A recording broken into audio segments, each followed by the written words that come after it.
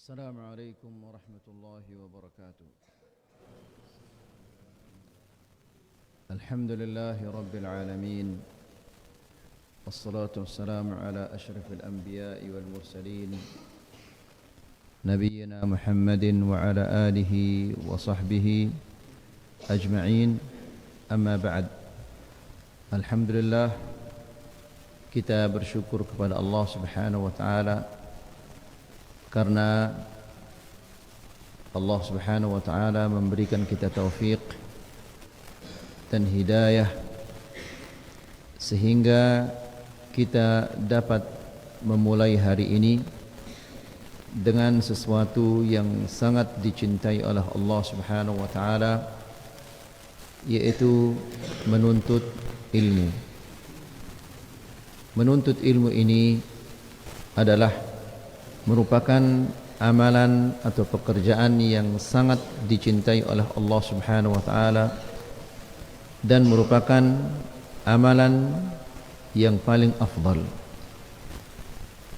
Allah Subhanahu wa taala tidak pernah memerintahkan kepada Rasulnya untuk meminta ditambah kecuali ilmu.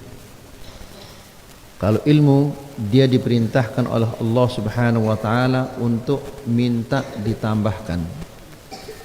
Sebagaimana Allah Subhanahu wa taala berfirman di dalam Al-Qur'an, "Wa qur rabbi zidni ilma." Dan katakanlah ya Muhammad, ya Allah, tambahkanlah untukku ilmu. Maka ikhwani fid din azzakumullah, memulai hari ini dengan sesuatu yang dicintai oleh Allah Subhanahu wa taala ini merupakan suatu tanda kebaikan bagi kita. Dan semoga Allah Subhanahu wa taala terus-menerus memberikan kita kebaikan ini sampai akhir hari ini, bahkan untuk seterusnya. Ikhwani fid din a'azzakumullah, pada hari ini insyaallah kita akan memasuki sebab yang keempat di antara sebab-sebab kelemahan iman, yaitu wujudul insanil muslim fi wasatin ya'ujju bil ma'asi, yaitu adanya seseorang muslim atau beradanya seorang muslim di tengah-tengah lingkungan yang penuh dengan maksiat. Ini merupakan sebab yang sangat besar, sebab yang sangat kuat yang dapat membuat seorang muslim terjerumus ke dalam dosa. Ikhwani fid din a'azzakumullah, kita hidup di dalam suatu lingkungan. Di lingkungan itu kita akan menemukan berbagai macam watak, berbagai macam karakter, berbagai macam sifat. Semua itu akan mempengaruhi sifat seorang muslim. Lihat saja ayyuhal ikhwah,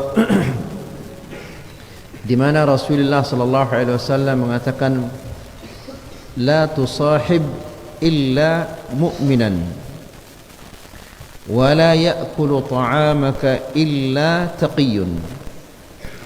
Janganlah engkau berteman kecuali dengan orang-orang yang beriman,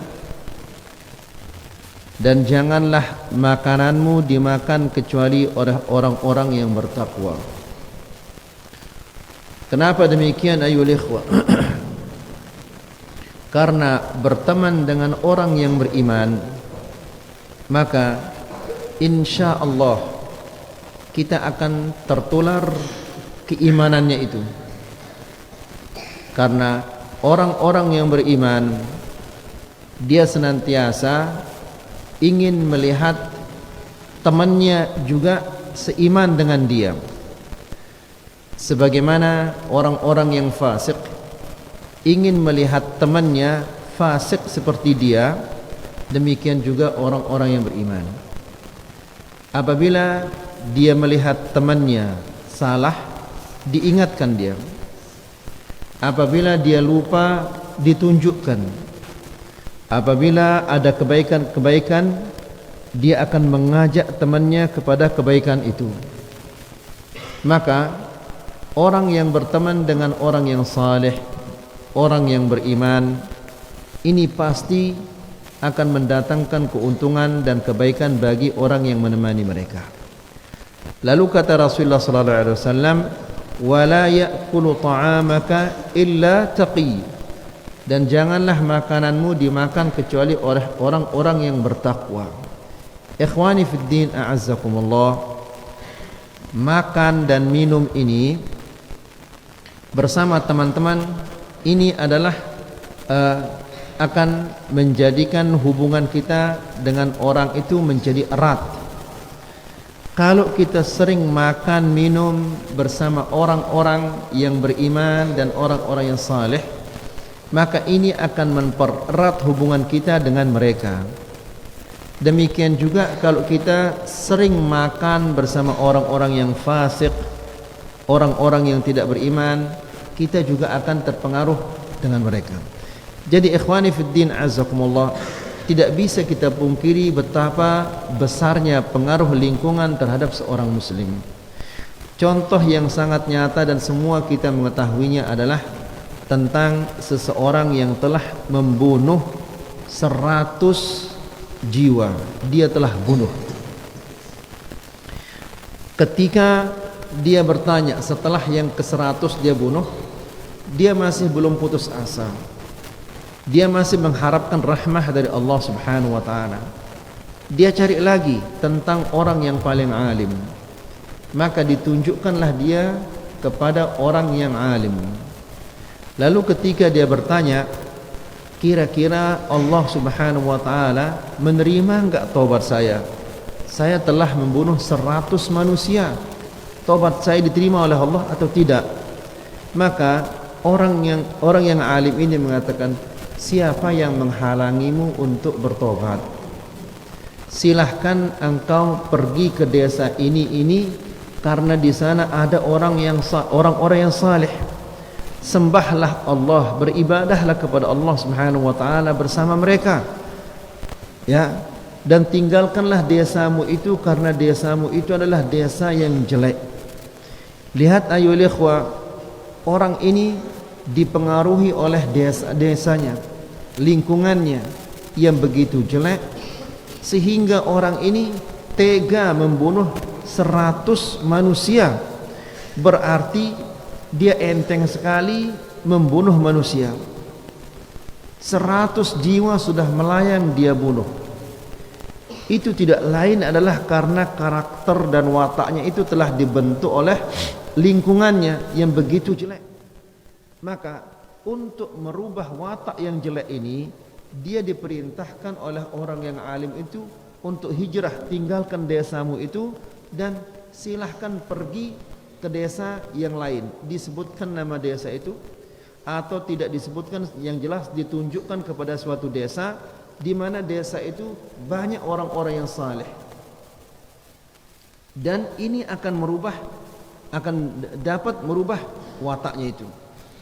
Jadi ikhwani fiddin azakumullah, demikian juga Rasulullah sallallahu alaihi wasallam mengatakan, al-mar'u ala dini khalilih. Seseorang itu sesuai dengan agama temannya. Ya, di lingkungan itu kita akan banyak berteman dengan orang-orang berbagai macam watak, berbagai macam karakter. Maka Nabi sallallahu alaihi wasallam mengatakan, al-mar'u ala dini khalilih. Manusia itu sesuai dengan agama temannya. Fanzur ahadukum man yukhalil. Falyanzur ahadukum man yukhalil. Maka hendaklah seseorang di antara kalian melihat dengan siapa yang dia berteman.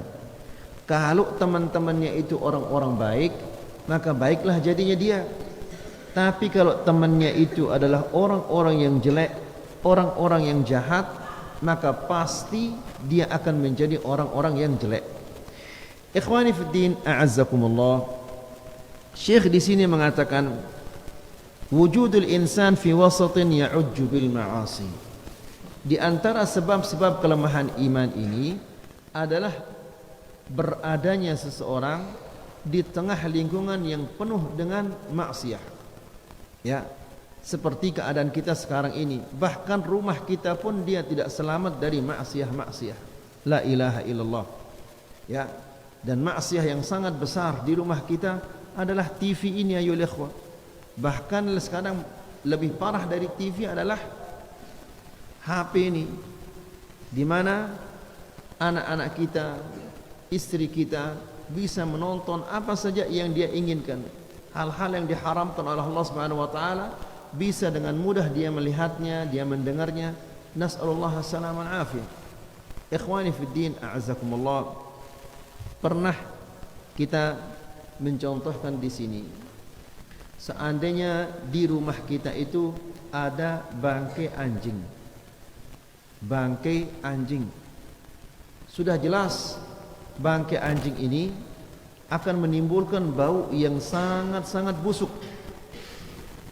Tidak mungkin di rumah kita ada anjing bangkai, lalu yang punya rumah ini menaruh anjing bangkai itu, disimpan anjing bangkai ini di bawah gulingnya, atau di bawah bantalnya, atau di bawah ranjangnya, atau di dalam kulkasnya. Tidak mungkin itu. Pasti dia akan mengambil bangkai anjing ini kemudian dibuang keluar dari rumahnya supaya rumahnya tidak bau. Padahal bangkai anjing ini hanya menusuk hidung kita. Sementara ada yang lebih parah dari bangkai anjing ini, yang setiap hari mengurangi pahala kita dan menambah dosa-dosa kita, kita tidak keluarkan dari rumah kita. Apa misalnya TV atau yang lain-lainnya, di mana setiap hari ini akan mengurangi pahala-pahala kita dan akan menambah dosa-dosa kita. Namun kita tidak mengeluarkannya dari rumah kita. Nah, demikian kondisi rumah kita. Bagaimana iman kita tidak akan berkurang? Lalu kata Syekh, fahadha yatabaha bima'siyatin irtakabaha. Yang satu ini dia membanggakan maksiat-maksiat yang dia pernah lakukan. Wa akhar yatarannamu bi alhani ughniyah wa kalimatiha. Dan yang satu lagi menyanyi, suka nyanyian. Wa thalithun yudakhin. Yang keempat dia ngerokok. Wa rabi'un yabsutu majallatan majinah. Dan yang keempat adalah dia membaca majalah-majalah yang kurang ajar, yang tidak pantas untuk dibaca. Wa khamisun lisanuhu muntaliqun bil la'ni was sibabi wasyata'im. Dan yang kelima adalah temannya atau orang yang kelima ini, lisannya, lidahnya selalu mencaci maki dan mengeluarkan kata-kata yang kotor. Ya. Jadi dia hidup di lingkungan seperti ini. Bagaimana dia akan bisa selamat akidahnya, bisa selamat imannya dari lingkungan yang seperti ini? Ammal qila wal qal wal ghibatu wan namimah wa akhbarul mubarayat fala yuhsa kathratan. Adapun ucapan-ucapan ghibah, ucapan-ucapan namimah, atau berita-berita yang tidak pantas untuk didengar, maka ini tidak bisa kita hitung. Kebanyakan lingkungan kita seperti ini ayolah ikhwan. Kita hidup dalam lingkungan yang seperti ini. Anak istri kita hidup dalam lingkungan yang seperti ini. La ilaha illallah. Maka ikhwani fiddin azzakumullah, kita ini berperang bukan lawan musuh yang membawa senjata nuklir atau yang lain-lainnya. Kalau kita dibunuh dengan senjata atau rudal atau bom, begitu kita mati selesai urusan. Tapi ini kita berperang melawan musuh yang sangat dahsyat. Kita tidak dibunuh, nyawa kita masih ada, namun subhanallah, iman kita dihabiskan. Habis iman kita setiap hari. Besoknya kita buat lagi, dihabisi lagi sama dia. Terus menerus dia menghabisi iman kita. Kalau kita ditembak, dibom, rusak tubuh kita, hancur tubuh kita, selesai sudah. Tapi ini setiap hari dia mengurangi terus iman kita sampai iman kita itu akan menjadi habis. Wala haula wala quwata illa billah. Jadi ini lebih parah, lebih berbahaya daripada rudal, daripada bom, daripada yang lain-lainnya. Ya, kita mati tapi dalam keadaan beriman itu lebih bagus daripada kita hidup namun tidak ada iman sama sekali. Ya.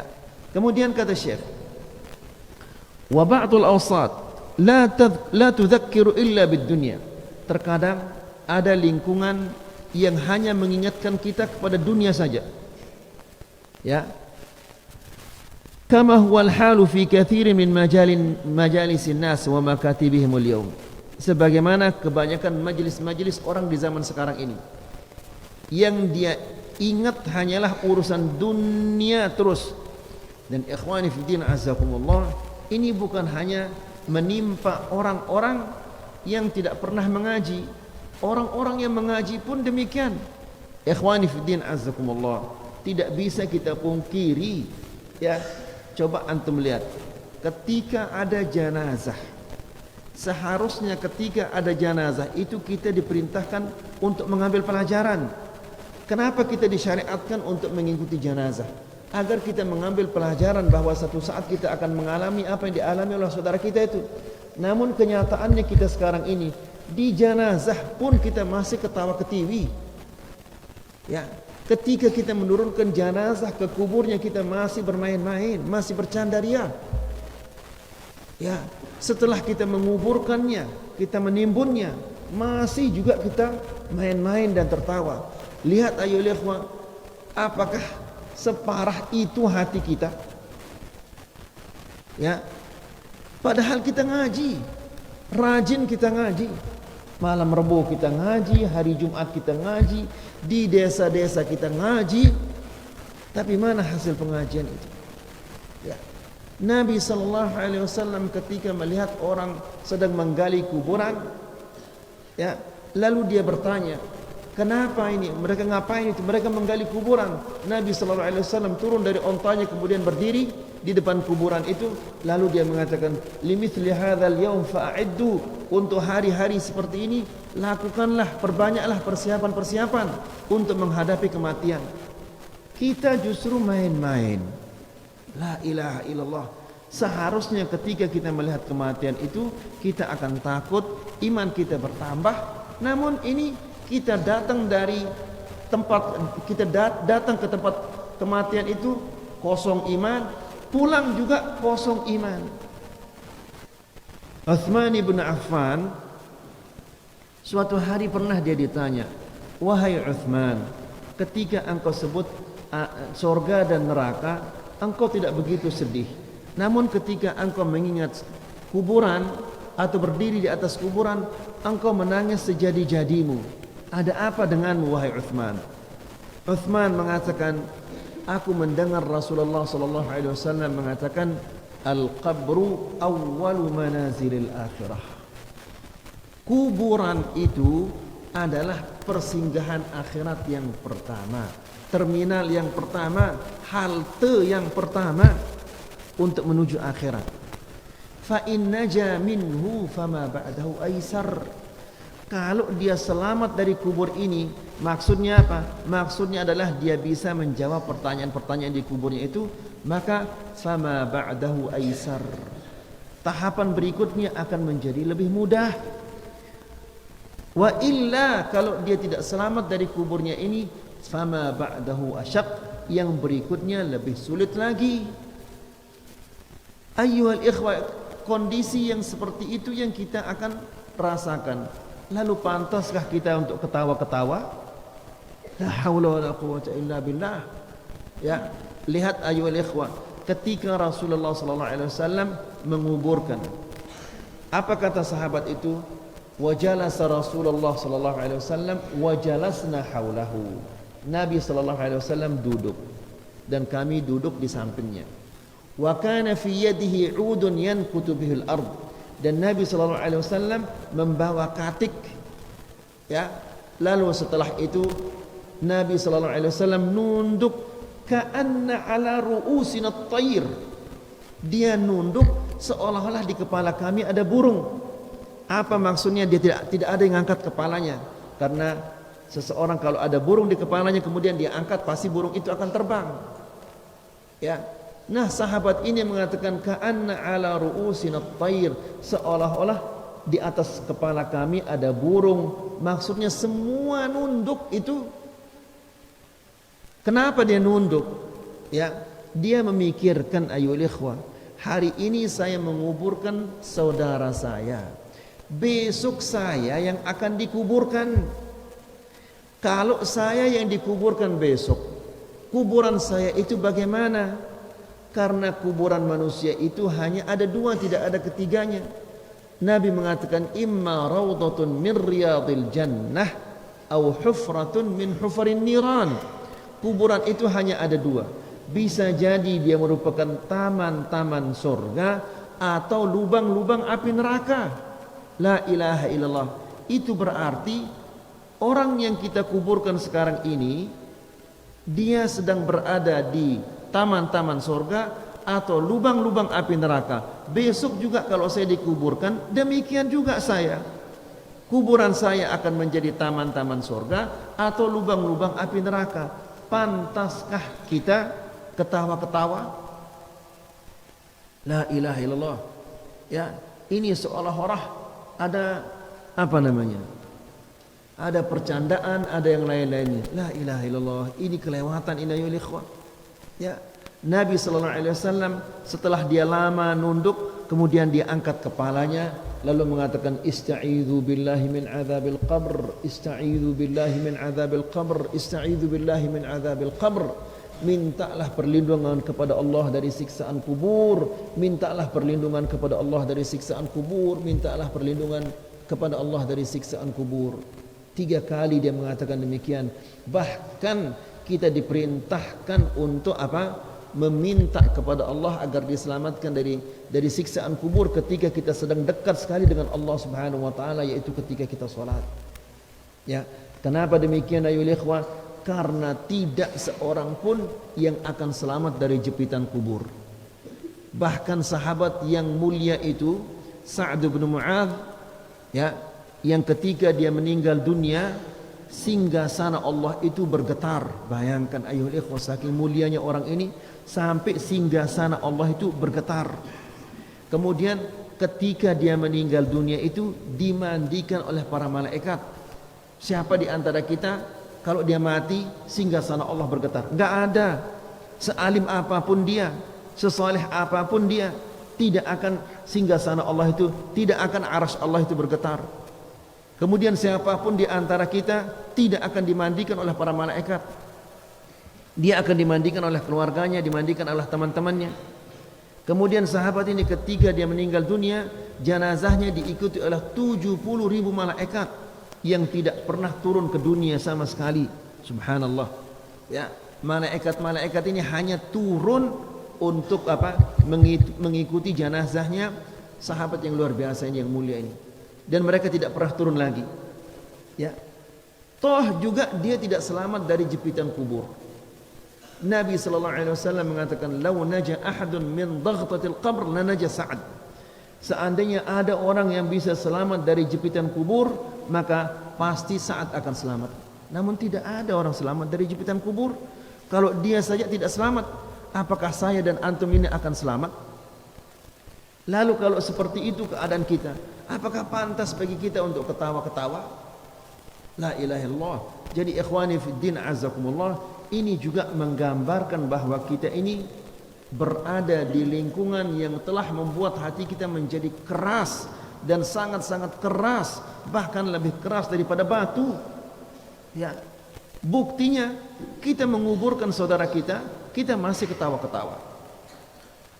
Dan kita berdiri di atas kuburan. Di bawah kita ada ratusan, mungkin ada ribuan orang, dan bahkan mungkin mereka termasuk keluarga-keluarga kita yang sedang disiksa, yang sedang teriak kesakitan, yang sedang minta tolong. Kok kita berada di atasnya ketawa-ketawa? La haula wala quwwata illa billah. Ini orang-orang yang rajin ngaji. Lalu bagaimana dengan orang-orang yang tidak pernah ngaji? La ilaha illallah. Jadi ikhwani fiddin azakumullah, sampai sejauh itu iman kita ini adalah apa?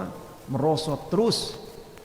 Kemudian kata Syekh, jadi ada lingkungan-lingkungan yang hanya mengingatkan kita kepada dunia saja. Bahkan sebagaimana saya katakan tadi, di saat kita menguburkan pun dia masih ingat dunianya. Ya, dia tanya berapa harga ini sekarang? Berapa harga ini sekarang? Apakah belum turun harga ini? Apakah harga ini belum naik? La ilaha illallah. Itu di kuburan ayyuhal ikhwah. Kemudian fa ahaditsu tijarati wal wadhifati wal amwal wal istithmarat wa mushkilatul amal wal alawat wat tarqiyat wal intidabat wa ghairuha tahtallu sadarah. Majelis yang seperti ini yang dibicarakan hanyalah tentang perniagaan, perdagangan. Kemudian uang yang dia dapatkan, jabatannya naik atau tidak, problema-problema di dalam kantor, ya. Kemudian bagaimana dia diutus, bagaimana dia dinaikkan jabatannya, hanya itu saja yang dibicarakan. La ilaha illallah. Ayyuhal ikhwa, kalau ada majlis-majlis yang seperti itu, hindarilah dia. Hindari majlis-majlis yang seperti itu. Kenapa demikian? Karena majlis-majlis yang seperti ini akan membuat hati kita menjadi keras. Sementara kita semua mengetahui bagaimana Ibrahim alaihissalam, ya, mengatakan sebagaimana diceritakan oleh Allah Subhanahu wa taala di dalam Al-Qur'an, dia mengatakan wala tukhzini yauma yub'atsun yauma la yanfa'u malun wala banun illa man atallaha biqalbin salim. Ya Allah, janganlah engkau terlantarkan aku di hari engkau membangkitkan manusia-manusia. Pada hari itu tidak berguna harta dan anak-anak, jabatan, semua tidak berguna. Illa man atallaha biqalbin salim, kecuali orang yang datang kepada Allah Subhanahu wa taala membawa hati yang selamat. Kalau kita terus-menerus berada di lingkungan yang seperti itu, bagaimana hati kita akan selamat? Ayolah ikhwah.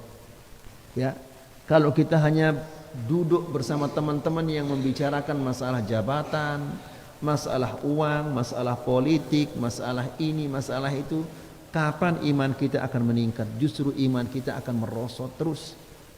Kemudian kata Syekh, wa ammal buyut fahaddits wala haraj. Adapun rumah, jangan tanyakan lagi. Haitsu at-tammat wal umur al-munkarat mimma yanda lahu jabinul muslim wa yansadi' qalbuhu. Kalau masalah rumah jangan tanyakan. Ya, apabila kita melihat rumah seorang muslim di zaman sekarang ini, hati kita akan pecah melihat betapa banyaknya kemungkaran-kemungkaran yang terjadi di rumahnya seorang muslim. Ya, padahal ayyuhal ikhwah, Rasulullah sallallahu alaihi wasallam ketika ditanya oleh seorang sahabat yang bernama Uqbah bin Amir. Uqbah bin Amir ini dia mendatangi Rasulullah sallallahu alaihi wasallam dan mengatakan, "Man najat?" Bagaimana caranya agar aku bisa selamat di dunia dan di akhirat? Pertanyaannya luar biasa. Bagaimana caranya agar aku bisa selamat di dunia dan di akhirat? Apa jawaban Rasulullah sallallahu alaihi wasallam? Dia mengatakan, amsik lisanak, jagalah lisanmu. Jangan engkau berbicara kecuali dengan sesuatu yang berguna bagimu di dunia dan di akhirat. Kalau sesuatu itu tidak berguna bagimu di dunia dan di akhirat, maka janganlah engkau berbicara. Kemudian yang kedua, wal yasa'ka baituk, diamlah di rumahmu. Jangan keluar kecuali kalau ada kebutuhanmu. Beribadahlah di rumahmu. Ya. Lihat ayolah ikhwah, disuruh dia diam di rumah. Kenapa? Apabila dia sering keluar rumah, ini akan merusak akan mengurangi imannya, sehingga dia diperintahkan untuk diam di rumahnya. Apalagi di zaman yang penuh dengan fitnah seperti ini. Ya, kita diam di rumah. kita baca Quran, kita berzikir, kita mendidik anak-anak kita, itu lebih baik daripada segala-galanya. Wal yasa'ka baituk, dan hendaklah engkau berdiam di rumahmu, beribadah di rumahmu, berzikir di rumahmu, baca Quran di rumahmu. Kemudian kata Rasulullah SAW, yang ketiga, wabki ala khati'atik, tangisilah dosa-dosamu, karena kalau engkau menangisi dosa-dosamu, itu menandakan bahwa engkau bertobat kepada Allah dan engkau tidak akan melakukannya lagi di masa mendatang. Jadi ikhwani fiddin azakumullah, rumah kita sekarang ini penuh dengan hal-hal yang dapat merusak iman kita. Yang kita dengar, yang kita lihat, yang kita baca, kebanyakan yang dapat merusak iman kita. Nas'alullah salaman afiyah. Kata Syekh kemudian, fal aghani al majinah, rumah-rumah kita penuh dengan nyanyian-nyanyian, ya, wal aflam as-saqitah, dan di rumah kita ditayangkan film-film yang tidak pantas untuk ditayangkan. Kita melihat wanita-wanita yang tidak pakai jilbab, ditayangkan adalah wanita-wanita yang pakai celana pendek dan yang lain-lainnya.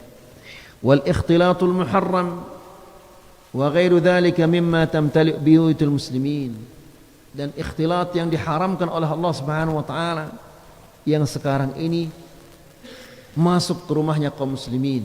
Nas'alullah salaman afiyah. Famithlu hadhil bi'at tusabu fiha alqulubu bil marad wa tusbihu qasiyatan wala syak.